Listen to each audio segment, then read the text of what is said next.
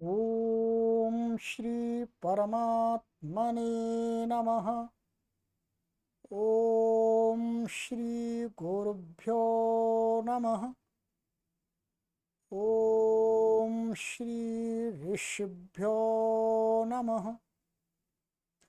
ओम सहना ववतु सहनौ भुनक्तु सह वीर्यं करवावहै तेजस्विनावधीतमस्तु मा विद्विषावहै। ओम शांति शांति शांति। सर्वेभ्यो नमः। देववाणी संस्कृतं यूट्यूब चलदृश्यं प्रति भवतां भवतीनां च हार्दं स्वागतम्। मित्रों, अष्टाध्यायी भाष्य प्रथमावृत्ति षष्ठाध्याये द्वितीयः पादः स्वर प्रकरणं कक्षा संख्या 52 52वीं कक्षा को आज पढ़ेंगे 52 को। ठीक है, चलिएगा। गत कक्षा में मैंने आपको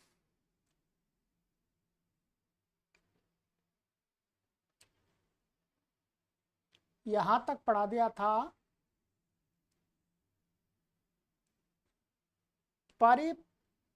प्रत्युपापा वर्यमाना हो रात्रा वय वेशु।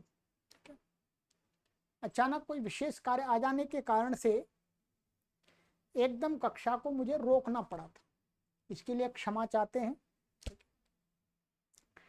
तो अब यहां से आगे आज से पढ़ना आरंभ करते हैं। ठीक है, कभी अचानक ऐसा कुछ हो ही जाता है। ठीक है, चलिएगा। तो आगे का हमारा सूत्र है, आज का सूत्र संख्या 6234। राजन्य बहुवचन द्वंद्वेन्धक वृष्णेषु। ठीक है,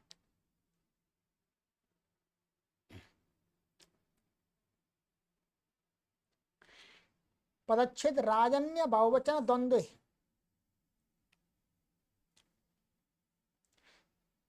सप्तमी व्यक्ति एकवचनांतम, अंधक विष्णुषु सप्तमी व्यक्ति बहुवचनांतम, राजन्यानि चैतानि बहुवचनानि राजन्य बहुवचनानि, तेषां द्वंद्वः राजन्य बहुवचन द्वंद्वः तस्मिन् राजन्य बहुवचन द्वंद्वे, कर्मधारय षष्ठी तत्पुरुष समास। ये पहले तो राजन्य और बहुवचन का कर्मधारय समास हो गया है, उसके बाद में फिर द्वंद्व के साथ में षष्ठी तत्पुरुष समास हो गया।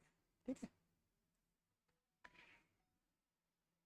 फिर आगे अंधकाश्च वृष्णयश्च अंधक वृष्णयः तेषु अंधक वृष्णेषु इतरेतर योग द्वंद्व, ये इतरेतर द्वंद्व समास हो गया है। ठीक है,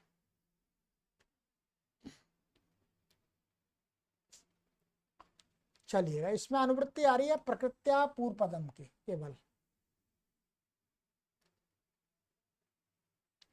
अर्थ राजन्य वाचिनां बहुवचनान्तानां यो द्वंद्वोन्धक वृष्णेषु वर्तते तत्र पूर्व पदम प्रकृति स्वरम भवति।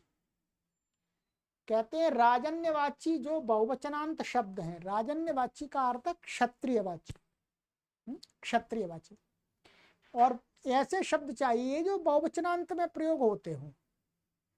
ठीक है, तो उनका जो द्वंद्व, ऐसे शब्दों का द्वंद्व समास, और वो द्वंद्व किसमें वर्तमान होना चाहिए? अंधक वंश में अथवा वृष्णि वंश में।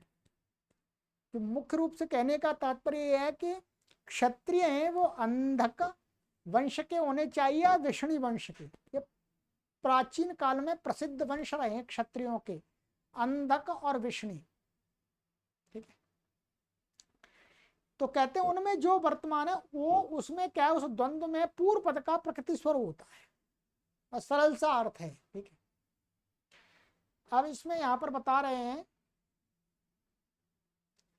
उदाहरण इन्होंने दिया, श्वाफल्क चैत्रकाः, चैत्रक रोधकाः शिनी वासुदेवाः।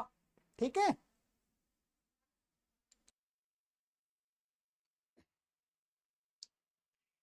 तो ये उदाहरण है। तो इसमें स्वाफल्क ये पूर्व पद है, चैत्रक ये है उत्तर पद। ठीक है, ये दोनों शब्द क्या हैं, राजन्यवाची है। ये बताएंगे सारा नीचे हिंदी में, ये राजन्यवाची शब्द हैं। और ये पूर्व पद है, पूर्व पद वाला स्वाफल्क शब्द है, ये अंत उदात्त है। क्या है, अंत उदात्त। ऐसे ही चैत्र का निरोधका, तो चैत्र का शब्द भी ये अंत उदात्त है। शिनी वासुदेवाः, तो शिनी ये क्या है, आदि उदात्त है। इसमें क्या है, ये वाले जो हैं अभी बताएंगे, आइएगा नीचे देख लेते हैं। ठीक है, स्वर तो इसमें इस प्रकार से लग गया, अब इसको समझ लेते हैं। ये कहते हैं श्वाफल्क तथा चैत्रक शब्द ऋष्यंधक वृष्णि कृभ्यश्च, ये 4:1:144 से अण प्रत्यांत है। माने अपत्यार्थ में इस सूत्र से क्या आता है, अण प्रत्यय आता है। ठीक है, तो अतः अण प्रत्यांत होने के कारण से ये क्या है, अंत उदात्त हैं दोनों। ठीक है, ये अंधक वंश वाले हैं। क्या, अंधक वंश वाले। और वही श्री श्रूयु इत्यादि उणादि सूत्र है, चौथे पाद का 51वां। इस सूत्र में क्या कहा गया है, नी प्रत्यय बहुल करके शिंग धातु से भी होता है। इसमें शिंग पढ़ी नहीं है, परंतु व्यत्ययो बहुलम, उणादयो बहुलम, तो उणादि प्रत्यय बहुल करके जिससे कहे नहीं उससे भी हो जाते हैं। तो अण प्रत्यय शिंग से हो गया, और उस धातु को ह्रस्व भी हो जाता है। और जो प्रत्यय नी, इसको क्या है, इसी उणादि सूत्र से नितमत हो जाता है। ठीक है, तो ये क्या बन जाता है, शिनी बन जाता है। क्या बनता है, बोलो, शिनी। अब ये नित्य है प्रत्यय, तो नित्य होने से क्या है, ये नित्यार नित्यम से आदि उदात्त शब्द बन गया है, शिनी ऐसे। ठीक, और श्वाफल्क चैत्रकाः आदि अंधक वंशवाची बहुवचनांत शब्द हैं। तो यहाँ पर इनका जो समास हुआ है, द्वंद्व समास हुआ है।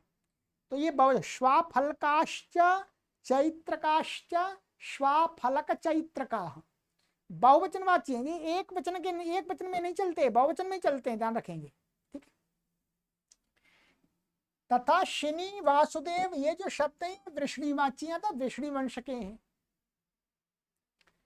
तो ये हो गया उदाहरण में, श्वाफल्क चैत्र का, श्वाफल्क और चैत्रक की संतानें, स्वाफल्क नहीं स्वफल्क, स्वफल्क से श्वाफल्क बनेगा, और चैत्रक, और शिनी वासुदेवा का अर्थ शिनी तथा वसुदेव की संतानें।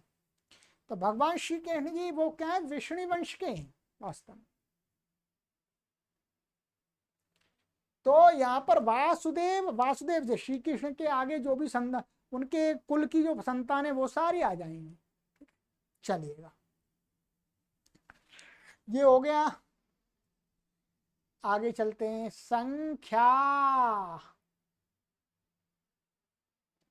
संख्या प्रथमा व्यक्ति योजनांत मनवृत्ति द्वंद्वे प्रकृत्या पूर्वपदम, अर्थात द्वंद्व समासे संख्यावाची पूर्वपदम प्रकृति स्वरम भवति। द्वंद्व समास में जो संख्यावाची शब्द पूर्व पद में है तो उसका प्रकृति स्वर हो जाता है। कहते हैं जैसे एकश्च दशच एकादश द्वादश त्रयोदश, इनमें वैसे तो पूर्व वाला भी संख्यावाची है और उत्तर वाला भी है। तो यहाँ संख्या, ध्यान रखेंगे, संख्या का जो द्वंद्व समास होगा वास्तव में वो संख्यावाची के साथ में ही होगा प्राय करके। ठीक, तो यहाँ पर एकादश में क्या है, एक शब्द है और दश है, पूर्व पद क्या है, एक। तो एक शब्द क्या है, वास्तव में आदि उदात्त है। अभी सिद्धि बताएंगे। द्वादश, द्वादश में द्वि शब्द क्या है, द्वि को द्वा हो जाता तो ये उदात्त है, आ इसका, ई था इसकी ई को आ हो जाता है। और त्रयोदश क्या है, त्रयो ये क्या है, अंत उदात्त है। कि त्रि शब्द है, त्रि को त्रय सादिश होकर के तो अंत उदात्त है, तो ये स्वर हो गया। अब यहां पर स्वर देख लेते हैं, स्वर के विषय में कहते हैं प्राग एकादश इत्यादि सूत्र है 5वें अध्याय के तीसरे पाद का 49वां 49 पढ़ाया था आपको। इसमें क्या है, एकादश शब्द निपातन से, इसमें क्या है एक और दश में क्या है, एक को आदीर कर दिया, एक को एका कर दिया निपातन से, सूत्र में पठन सामर्थ्य से। एवं द्वादश में क्या है, द्वेष्टना संख्यायाम अवरी हो, ये 6वें अध्याय के तीसरे पाद का 46वां सूत्र। इससे क्या हो जाता है, द्विशब्द को ई को आ हो जाता है। और त्रिस्त्रय से क्या है, ये 6 3 47 से क्या त्रि को त्रयस आदेश हो जाता है, उत्तर पद के परे रहते। ठीक है, तो त्रि शब्द को त्रयस आदेश होता है, तो ये आदेश अंतुदात्त है, क्योंकि ये अंतुदात्त था, माने अंत माने ही उदात्त था, उसके स्थान पर जो हुआ है वो भी अंतुदात्त ही होगा। तो ये अंतुत्रयस क्या अंतुदात्त है। और एक शब्द क्या है, इण भी का पाशल्य इत्यादि 79 सूत्र से 3:43 से क्या है, कन प्रत्यांत है। कन प्रत्यांत होने से नित है, नित होने से क्या है, आदि उदात्त है। क्या है, आदि उदात्त। द्विशब्द प्रातिपदिक स्वर माने विश्वंतुदात्त से अंतुदात्त है, तो ई था, ई को आ हो गया, वो भी उदात्त हो गया, बस और कुछ नहीं है। ठीक है, चलिएगा, ये हो गया। आचार्योपसर्जनश्चान्तेवासी, आचार्योपसर्जना प्रथमा व्यक्ति एकवचनान्तं च अव्ययपदम्, अंतेवासी स प्रथमा व्यक्ति एकवचनान्तं समासः। आचार्य उपसर्जनम अप्रदानम यस्मिन् स आचार्योपसर्जनः बहुब्रीहि। ठीक है, अंते वसती थी अंतेवासी हो गया। आचार्य उपसर्जन का अर्थ होता अप्रधान है जिसमें, माने जिस शब्द में, जिस समास में आचार्य का अप्रधान है, प्रधान कोई दूसरा है, तो ऐसा आचार्य उपसर्जन शब्द चाहिए। आचार्य उपसर्जन जिसमें आचार्य गौण हो, तो ये बहुब्री समास हो गया। और अंते वसती थी अंतेवासी है, तो ऋणी प्रत्यांत है। ठीक है, आइएगा अनुवृत्ति इसमें आ रही है ऊपर से, द्वंद्वे प्रकृत्या पूर्वपदम की। अर्थ आचार्योपसर्जनान्तेवासिनाम यो द्वंद्वस्तत्र पूर्वपदम प्रकृति स्वरम भवति। ठीक है, कहते हैं आचार्य और उपसर्जन माने आने, आचार्य है उपसर्जन गौण में, और अंतेवासी नाम, और अंतेवासी माने आचार्य का नाम है, वो नाम क्या है, उपसर्जन गौण है, और अंतेवासी माने आचार्योपसर्जन और अंतेवासियों का जो द्वंद्व समास है, उसमें जो पूर्व पद होगा प्रकृति स्वर होगा। अभी देख लीजिएगा। अच्छा, हाँ, ये एक ही शब्द है कि आचार्य है जिनमें उपसर्जन माने अप्रधान, ऐसे अंतेवासी माने शिष्यों को कहने वाला जो शब्द है, उनका जो द्वंद्व है, उसमें जो पूर्व पद है उसका उदात्त प्रकृति स्वर होता है। ये है इसका। ठीक, वही आचार्योपसर्जनान्तेवासिनाम यो द्वंद्व तत्र पूर्व पदम प्रकृति स्वरम भवति। माने आचार्य है गौण जिसमें, और ऐसे अंतेवासियों को कहने वाले शब्दों का जो द्वंद्व समास, उसमें पूर्व पद जो होता है उसका प्रकृति स्वर होता है। समासस्य का अपवाद है। उदाहरण दिया, आपिशल पाणिनीयाः पाणिनीय रौढ़ीयाः रौढ़ीय काशकृत्स्ना। अब देखिएगा यहां पर क्या है, आपिशल, ये आपिशल मैंने अपशली आचार्य उनके छात्रों को कह रहा है। यहाँ पर आपिशल क्या है, जो आचार्य वो तो गौण हो गए, क्या हो गए, गौण। ये आपिशल शब्द क्या है, अंतेवासी को कहने के लिए प्रयोग हो रहा है।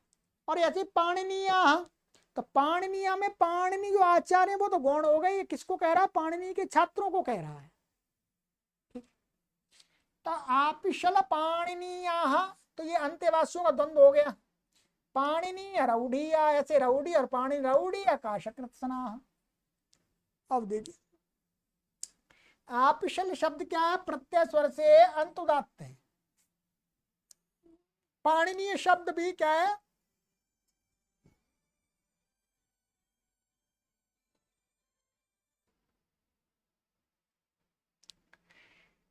तो ये हो गया। अब देखते हैं यहां पर इन्होंने हिंदी में स्पष्ट कर दिया है। आपिशलस्य अपत्यम आपिशलिः, ये हो गया आचार्य। अतः ये से क्या हो गया? यहाँ पर ये प्रत्यय हो गया।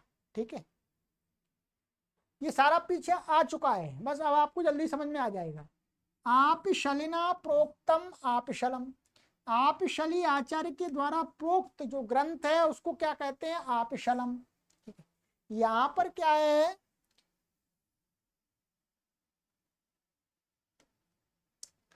आपिशली शब्द से इयश्च से अण प्रत्यय हुआ है। ठीक है, प्रोक्त अर्थ में। अब उस प्रोक्त अर्थ में कहते हैं तदधीयते ये अंतेवासिनः तेपि आपिशलाः। अब क्या है? तद उस ग्रंथ को पढ़ने वाले जो होते हैं, पढ़ने वाले होते हैं वो भी क्या है? उसको पढ़ने वाले जो अंतेवासी होते हैं वो भी उसी नाम से जाने जाते हैं।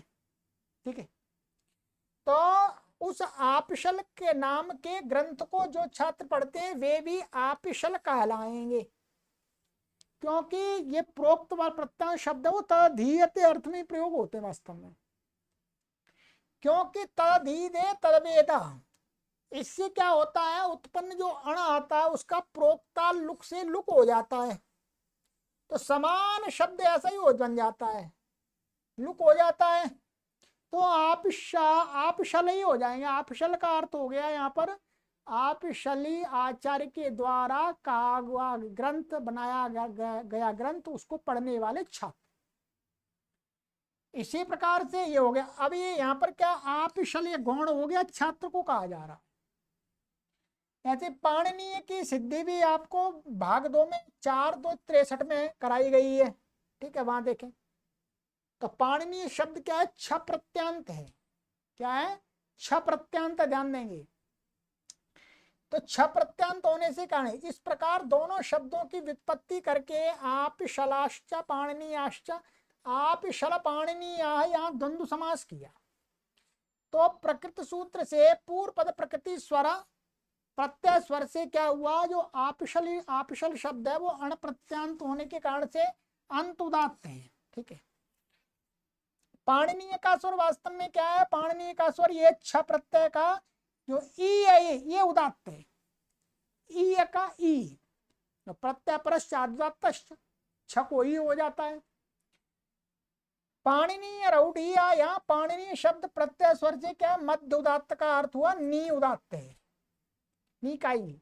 रोढ़स्य अपत्यम रौढ़ी, अतः यहाँ अतः से ये प्रत्यय हुआ, फिर पश्चात रौढ़ेराचार्यस्य छात्राः रौढ़ियाः, तो छात्र को कहने के लिए वृद्धाक्ष से छ आ गया, तो रौढ़ीय शब्द भी क्या हुआ? छ प्रत्यय हुआ, तो ये भी ई उदात्त हो गया। रौढ़ीय शब्द भी मध्य उदात्त हो गया। क्या? मध्य उदात्त हो गया है।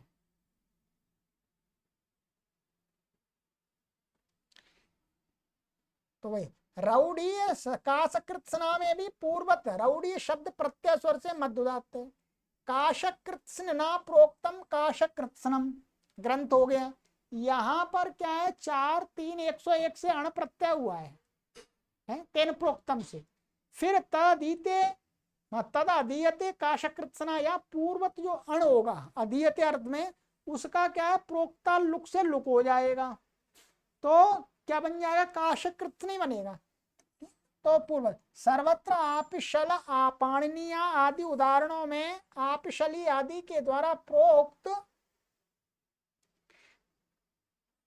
ग्रंथ के अध्ययन करने वाले छात्रों के वाचक हैं जो आपिशल है, काशकृत्स्न है, पाणिनीय है, रौढ़ीय है। ठीक है, तो आपिशली आदि आचार्य का अर्थ इनमें अप्रधान रूप से द्योतित होता है। तो उदाहरण आपिशल पाणिनीय, आचार्य आपिशली तथा पाणिनी के छात्र। तो बस हमें स्वर देखना था, स्वर देख लिया हमने। ठीक है, स्वर क्या देख लिया, आपशल शब्द अंत उदात्त है, पाणिनीय शब्द का ये मध्य माने ई उदात्त है, इसका रौड़ीय का भी ई उदात्त है। काश कृत्सन का इन्होंने दिखाया नहीं, यहाँ संस्कृत में नहीं दिखाया, पर यहाँ नीचे एक अलग से उदाहरण दिखा दिया इन्होंने। कौन सा दिखा दिया, ये दिखा दिया है अपनी तरफ से। रौढ़ीय काशक कृत्सन, ये था यहाँ काश कृत्सन का तो स्वर लगाना ही नहीं है, कहीं उदाहरण दिया है इन्होंने, ये यहाँ पूर्व पद में है, काश कृत्सन को पहले नहीं रखा हुआ।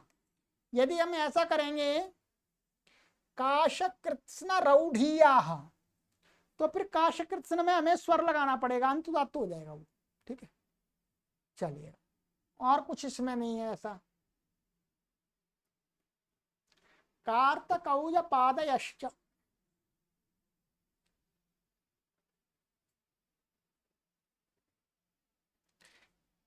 कार्तकौज पादया प्रथमा व्यक्ति वज्रांतम च व्यापदम समास। कार्तकौज पा आदि येषाम ते कार्तकौज पादयः बहुब्रीहि समास। ठीक है, अनुवृत्ति है द्वंद्वी प्रकृत्या पूर्वपदम। अर्थ कार्तकौज पादयो ये द्वंद्वास्तेषु पूर्वपदम प्रकृति स्वरम भवति।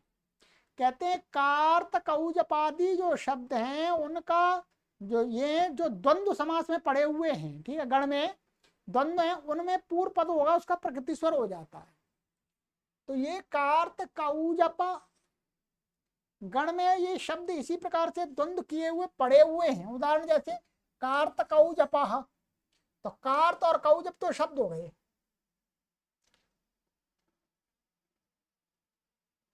सावर्णि मांडूकेयौ अवंत्यश्मकाः पैलश्यापर्णेयाः। ठीक है, अब यहां पर हमें देखना है, ये है कार्त पूर्व पद है, कौजप उत्तर पद है, तो इसका प्रकृति स्वर क्या है, अंतुदात्त है ये स्वर से। अभी देख लेंगे नीचे। ऐसे सावर्णी मांडू के तो सावर्णी पूर्व पद है, ये आदि उदात्त है। और अवंत्यश्मक का अवंती है, वास्तव अवंती अश्मक, तो यहाँ पर यण आदि होकर के इसको स्वरित हो गया, इसमें उदात्त नहीं है। क्या है, उदात्त नहीं, अभी देखेंगे। और पैलश्य पर्णेयाः, तो अपर्णेयाः, तो यहाँ पैलश्य क्या है, ये आपका मध्य उदात्त है। नहीं, पैल है ये, वास्तव में ऐसा है, पैल और श्यापर्णेय शब्द है। तो पैल शब्द क्या है, अंतुदात्त है, वास्तव में तो अंतुदात्त है ये। अब यहां पर नीचे देख लीजिएगा, यहां इन्होंने विस्तार से दे दिया है। कृतस्य अपत्यम कार्तः, कुजस्य अपत्यम कौजपः। यहाँ अण प्रत्यय है इनमें। ठीक है, अण प्रत्यय होकर के दोनों का द्वंद्व हुआ, प्रकृति स्वर होकर के क्या है, कार्त शब्द प्रत्यय स्वर से अंतुदात्त है।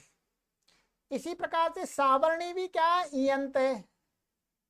6-1 इससे क्या है, ये आदि उदात्त है। सावर्णी ये 6-1 191 सूत्र आप देखेंगे, मैं बता देता हूं आपको।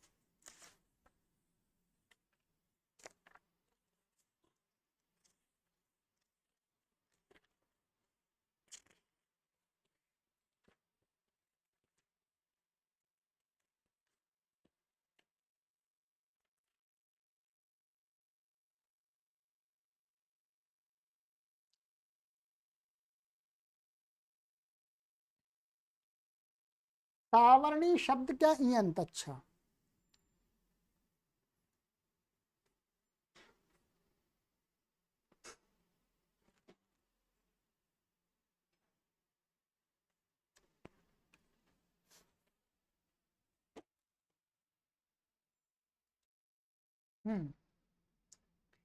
ये 6-1 191 191 ये नित्यादर नित्यम, क्योंकि ये प्रत्यय ये से क्या आदि उदात्त हो गया सावर्णी शब्द। ठीक है, मांडू के क्या है, मंडू कस्य पत्यम विग्रह करके ढक्ष मंडू कात से क्या है, ये ढक प्रत्यांत है। ढक प्रत्यांत होने से क्या है, प्रत्यांत से अंत माने मंडू अंत उदात्त हो जाएगा, कित है ये, अंत उदात्त हो जाएगा। ठीक है, और अवंत्यश्मकाः ध्यान रखेंगे। ये हमारा मांडुक्य, अच्छा मांडुक्य में स्वर लगाना नहीं है, स्वर तो पूर्व पद में लगाना वास्तव में, इसमें मांडुक्य में स्वर लगाना नहीं है, इसलिए नहीं स्वर, बस का मात्र ये दिखा दिया प्रत्यय, इसमें मंडूकस्य पत्यम मांडुक्य दिखा दिया केवल। अवंतिष्मका में क्या, अवंती पूर्व पद है, तो अवंती में देखना पड़ेगा स्वर क्या है। तो यहाँ पर इन्होंने बताया है अवंतिष्मका में क्या, अवंती शब्द से अवंतेरपत्यानि बहूनी ऐसा विग्रह करके 169वां सूत्र है। ठीक है, देख लीजिएगा, यहाँ पर इयंग प्रत्यय हुआ है, वहां पर है सूत्र। ठीक है, इयंग प्रत्यय हुआ है, इयंग ये इत है, उसका क्या तद्रास बहुस्तेनी वास्त्रियाम से लुक हो गया। क्या हो गया, लुक, तो अवंती शब्द ही रहा, प्रत्यय का स्वर लगा ही नहीं तो होने पर भी। अब पुनः अवंती नाम निवासो जनपदः अवंतयः, तो यहाँ पर निवास अर्थ में चातुर अर्थ क्या हुआ, अण प्रत्यय हो गया अवंती शब्द से। ध्यान कीजिएगा, लंबी कथा है, फिर भी उस अण का जनपदे लुप से लुप हो गया जी उसका भी लुप हो गया, अवंती रहा। अब इसी प्रकार ये अवंती शब्द, अब ये अवंती जो बचा वो किसको कह रहा है, अवंती का जो जनपद है, अवंती लोगों का जो जनपद है उसको कहा जा रहा है। अब कहते हैं इसी प्रकार से अश्मका समझ लें, अश्मका का में स्वर लगाना नहीं है हमें। ठीक है, अब दोनों का द्वंद्व समास हो गया, तब प्रकृत स्वर होकर के घृतादि नाम से सूत्र फिट सूत्र है। घृतादि में गण में क्या, अवंती शब्द अंतुदात्त हुआ, ये घृतादि गण में अवंती शब्द पड़ा हुआ था, अंतुदात्त शब्द है ये। तो प्रत्यय तो उनका तो लुक हो गया, यंग का भी लुक हो गया, अण का भी लुक हो गया। तो अब क्या है, यणादेश हो गया, आगे अश्मक शब्द आ रहा है, तो यण, अब ये अवंती शब्द का ई उदात्त है, क्या है, ई उदात्त है। आगे अश्मक आ रहा है, यणादेश हो गया, तो अस्मक का जो आ है वो क्या है, अनुदात्त है। तो उदात्त स्वर्त योर यणः स्वर्तोनुदात्त से क्या हो गया, अनुदात्त को मान करके जो उदात्त के स्थान में यण हुआ है तो उस अनुदात्त को स्वरित हो गया। तो अश्मक में अस्वरित हो गया, अनुदात्तम पदम एक वर्जम स्वरितात संहितायाम अनुदात्ता नाम, ऐसा स्वर लगाया वहां पर, देख लीजिएगा। पैल शब्द में पीलाया अपत्यम पैलह, अण प्रत्यय हुआ है। ठीक है, फिर तथा उसके बाद में युवा पत्य में अणोद्वेच से उत्पन्न जो फी प्रत्यय हुआ उसका पहला दिव्य से लुक हो गया है लुक हो गया, इसका मतलब क्या हुआ, अण प्रत्यय बना रहा, अण प्रत्यय होने से अंतुदात्त हुआ। श्याम पर्ण शब्द क्या है, विदादि गण में पठित होने से अहि प्रत्यांत है, स्त्रीलिंग में उसको गी प्रत्यय हो जाएगा टिड्ढाणी आदि से। तो शाप, शाप शापर्ण है, शाप, तो शापर्णी बन गया। ठीक है, अब उससे फिर प्रत्यय आएगा स्त्री में, उससे युवा अर्थ में स्त्री दो ढक, वो युवा स्त्री है तो ढक प्रत्यय हो गया पत्त को, तो ढक प्रत्यय होकर के युव प्रत्यांत है। अब क्या है, हमें इसमें स्वर नहीं देखना, शापर्णी में नहीं देखना, ढक हो जाए लोप आदि होकर के ढको ए हो जाएगा। इस प्रकार द्वंद्व करने पर पैल शब्द का प्रकृत सूत्र से प्रत्यय स्वर क्या रहा, अंतुदात्त रहा, क्योंकि पैल शब्द क्या है हमारा, अण प्रत्यांत है, फिर द्वारा उससे आया था उसका तो लुक ही हो गया था, फी आया था उसका, तो वही यहाँ पर स्वर दिखाया है, ये अंतुदात्त हो गया शापर्णीय, फिर ये स्वरित हो गया और एक श्रुति हो गई, बस यही है जी। ठीक है, चलिएगा, ये हो गया आपका। अब है हमारा आगे का है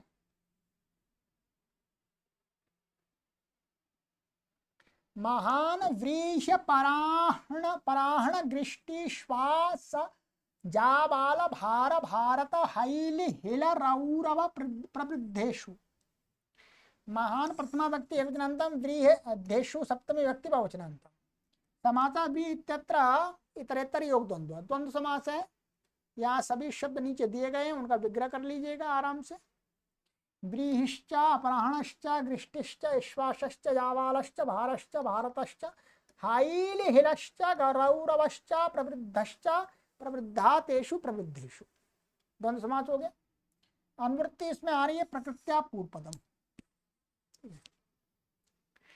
अर्थ व्रीहि अपराह्न ग्रीष्टि श्वास जावाल भार भारत हैल हिल रौरव प्रवृद्ध इत्येतेषु उत्तरपदेषु महान इत्येतत् पूर्वपदं प्रकृतिस्वरं भवति। इन शब्दों के उत्तर पद रहते हुए ये महान, महान का अर्थ महत, महत शब्द, मूल महत या रूप चला दिया महान, तो महत शब्द का प्रकृति स्वर हो जाता है। जैसे अब बताएंगे, देखिए यहाँ इसमें बहुत बड़ा एक आपको ज्ञान की बात प्राप्त होगी, बहुत बड़ी, ठीक है। देखिए महाव्रीहि, यहां पर सब जगह क्या हुआ है ध्यान रखेंगे, सन महात्मा इत्यादि सूत्र से क्या है, इसमें कर्म धारा तत्पुरुष समास हुआ है महत शब्द का इन सभी शब्दों के साथ में, ठीक है। उसके बाद में क्या है, इसको आन महता समानाधिकरण यो 6वें अध्याय के 3रे पाद के से सूत्र से महान के तको आ हुआ है, तो महा बनेगा का सवर्ण दीर्घ लग के। और महत शब्द है वो क्या है, वर्तमाने पृषद बृहन इत्यादि उणादि सूत्र में क्या है, निपातन से अंत उदात्त किया गया है। क्या है, निपातन से अंत उदात्त है। अब आइएगा, अब उदाहरणों में देखेंगे। महाव्रीहि, तो इसमें क्या है महाव्रीहि, तो ये महत है वास्तव में। महत्व को उत्तर पद के रहते हुए आन महता समानाधिकरण जाती है यो से क्या हो जाएगा, तको आ हो जाता है। और ये स्वर क्या है, अंत उदात्त है वास्तव में पहले। अब यहाँ पर आ गया, इसका आकाश सवर्ण दीर्घ से दीर्घ हो गया, ये अनुदात्त, तो उदात्त और अनुदात्त का एक आदेश तो क्या हो जाएगा, उदात्त ही हो जाएगा। तो ये महा शब्द कैसा, अंत उदात्त है हर जगह यहाँ पर, और कुछ नहीं करना। महाव्रीहि, महापरहण, महागृष्टि, महामहेश्वास, महाजावाल, महाभार, महाभारत। इससे ज्ञात होता है कि महर्षि पाणिनि से पूर्व ही महाभारत युद्ध हुआ है। ध्यान रखिएगा, महाभारत या पुस्तक को कहा जा रहा है, तो जो महाभारत पुस्तक है अथवा महाभारत युद्ध है या महाभारत की जो घटना है, श्री कृष्ण युधिष्ठिर अर्जुन भीम नकुल सहदेव दुर्योधन धृष्टद्युम्न द्रोणाचार्य आदि ये सब पाणिनि से पहले के हैं। पक्का है, ये इतिहास की बात को बता रहा है। इसका मतलब काल्पनिक नहीं है महाभारत, ये ध्यान रखेंगे। जो लोग काल्पनिक बताते हैं वो कहते हैं अज्ञानी है, वो पढ़ते ही नहीं है। महालैलिलः, महाहैलिहिलः, महारौरवः, महाप्रवृद्धः, तो स्वर वही एक कैसा लगेगा, कोई परेशानी नहीं है। उदाहरणों के अर्थ भी देख लीजिएगा, इन्होंने दे दिए। महाव्रीहि धान्य विशेष का नाम है। महापराण अपराहण का अंतिम भाग, मैं सायकाल कह सकते हैं। महागृष्टि डील डॉल में बड़ी एक बार ब्याही हुई गाय है। महेश्वासा बहुत बड़ा धनुर्धर व्यक्ति। महाजावाला ऋषि विशेषों की संज्ञा है ये। महाभारः बहुत बड़ा बोझ भार। महाभारत इस नाम से प्रसिद्ध ग्रंथ है जो महाभारत है, इसमें युद्ध का वर्णन है। महाहैलिहिलः बहुत खिलाड़ी। महारौरवः नरक विशेष की संज्ञा है ये। महाप्रवृद्धा बहुत बढ़ा हुआ, ठीक है। चलिए, क्षुल्लकश्च वैश्वदेवे। क्षुल्लकाः प्रथम व्यक्ति विधनान्तं च अव्यपदम्, वैश्वदेवे सप्तमी व्यक्ति विधनान्तं। अनुवृत्त्यार्य महान प्रकृत्या पूर्वपदम्। अर्थ वैश्वदेव उत्तर पदे क्षुल्लक इति एतद् पूर्वपदं महाश्च प्रकृतिस्वरं भवति। कहते हैं वैश्वदेव उत्तर पद में हो तो क्षुल्लक शब्द और महत शब्द, महान महत शब्द को पूर्व पद को प्रकृति स्वर हो जाता है। जैसे क्षुल्लक वैश्वदेवम, तो क्षुल्लक शब्द क्या है, अंतर्उदात्त है। महावैश्वदेवम, तो महा शब्द भी अंतुदात्त है, तो अंतुदात्त हो गया। यहां पर कह रहे हैं क्षुल्लक शब्द अंतुदत्त कैसी है, तो कहते हैं क्षुधम लातीति क्षुल्लः तस्मात् अज्ञातादिषु कः प्रत्यय। तो प्रत्यय शब्द क्षुल्ल शब्द क्षुद्र पर्यायः। तो यहां पर ये क प्रत्यांत होने से क्या है, अंतुदात्त है। ये अज्ञातादिषु, ये 5वें अध्याय के 3रे पाद में आए अज्ञात आदि से क प्रत्यय हुआ है। ठीक है, तो क्षुधम लाती थी क्षुल्ला और वो अज्ञात है, तो क प्रत्यय होने से क्या अंतुदात्त, अंतुदात्त शब्द है क्षुल्लक, और कुछ भी नहीं। ठीक, लिखा हुआ है। क्षुल्लक शब्द में ह्रस्व से अज्ञात ह्रस्व, ह्रस्व शब्द है, ह्रस्वांत है, अर्थ में का प्रत्यय हुआ है। यहाँ पर इन्होंने ह्रस्व अर्थ में दे रहे हैं, यहाँ हम अज्ञात लेंगे क्योंकि यहाँ पर ये अज्ञातादिषु, अज्ञात अर्थ में भी होता है का प्रत्यय, ह्रस्व में भी होता है, कुत्सित में भी होता है, किसी भी अर्थ में ले सकते हैं। वैसे इन्होंने यहाँ पर अज्ञातादिषु कह दिया है। ठीक है, तो ह्रस्व भी आ जाएगा उसके अंदर। तो अर्थ में का प्रत्यय हो गए, क्षुल्लक शब्द बना था प्रत्यय स्वर से अंतुदात्त है। महान शब्द पूर्वत स्वर जाने, ये दोनों यज्ञ विशेषों की संज्ञाएं हैं। क्या, क्षुल्लक वैश्वदेवम महावैश्वदेवम, ये किन्हीं यज्ञों के नाम हैं। चलिएगा, ये हो गया। उष्ट्राः सादिवाम्योः,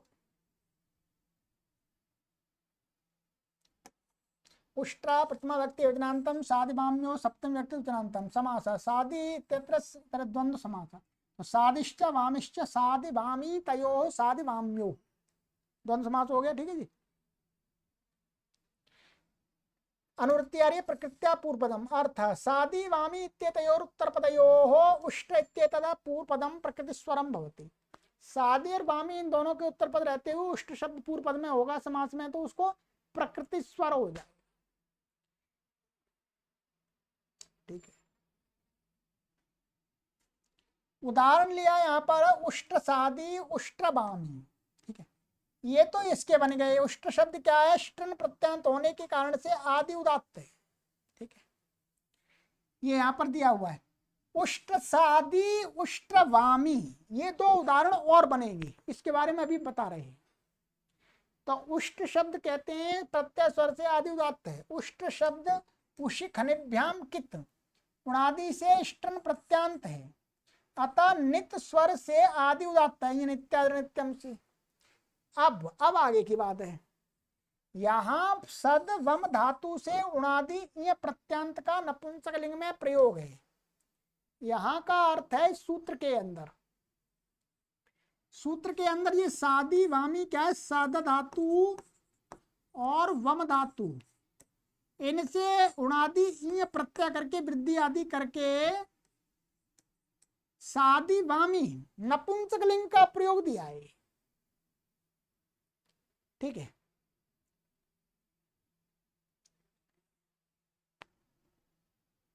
ये जो ये वाला जो प्रयोग दिया, ये वाला नहीं, ये वाला, यहां नहीं, ये वाला उष्ट्र सादी उष्ट्रवामी, ये क्या है, नपुंसकलिंग का प्रयोग दिया है। यहां पर ये बताना चाह रहे हैं कि उष्ट्र उपपद रहने पर सद वम धातु से इणनी होकर उष्ट्र सादी और उष्ट्रवामी प्रयोग भी होते हैं। अब यहाँ पर जो उष्ट्र सादी उष्ट्रवामी ये क्या इणनी प्रत्यांत हैं। तो यहां पर कह रहे हैं कि सूत्र में सामान्य निर्देश होने से दोनों का ग्रहण इष्ट है। वास्तव में यहां पर ये सूत्र में सद और वम धातु का निर्देश करना चाह रहे हैं। सद और वम धातु से बने हुए शब्दों के उत्तर पद रहते हुए, इसलिए इणनी प्रत्यांत का भी यहाँ उदाहरण बन गया है और ये प्रत्यांत का भी बन गया है। कहने का अर्थ यह है। ठीक है, और देखिएगा तो कहते हैं स्वर अलग अलग हो जाएगा।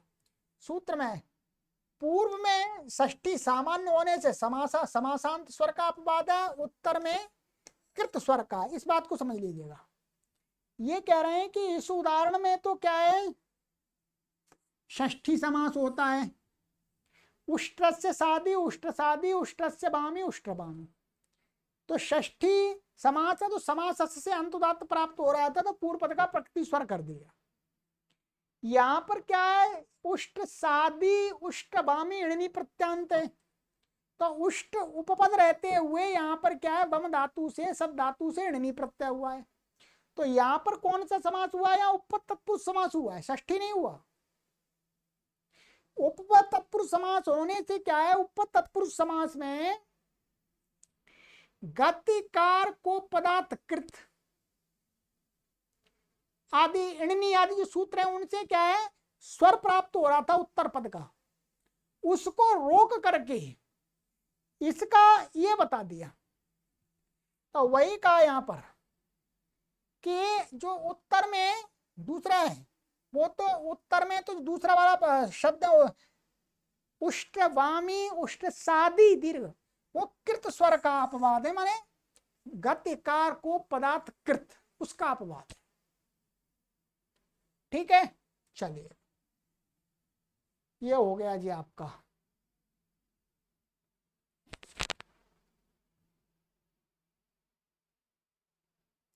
चलिए एक सूत्र और पढ़ लेते हैं।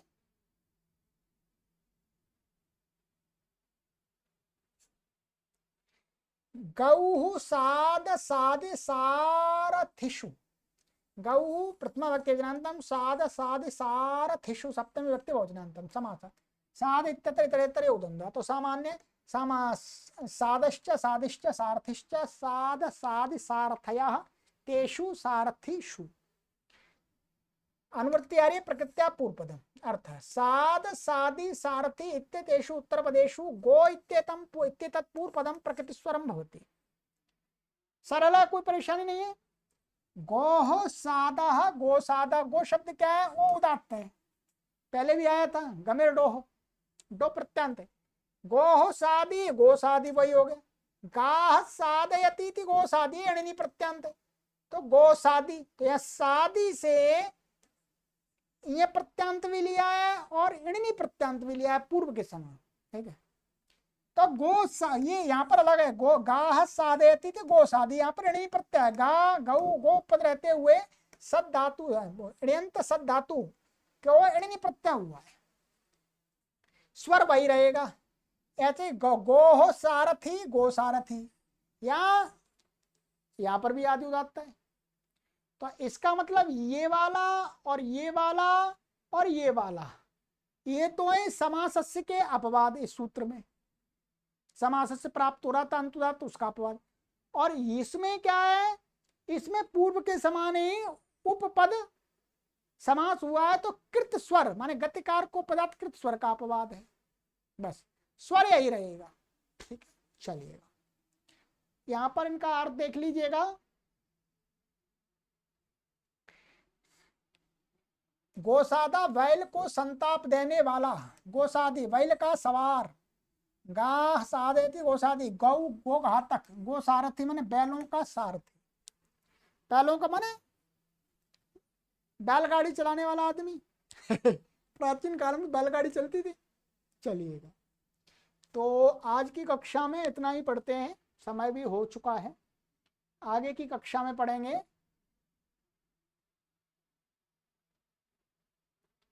42वां सूत्र पढ़ेंगे। यहाँ पर एक सूत्र छूट रहा है, ठीक है, चलिएगा। सर्वेभ्यो नमः।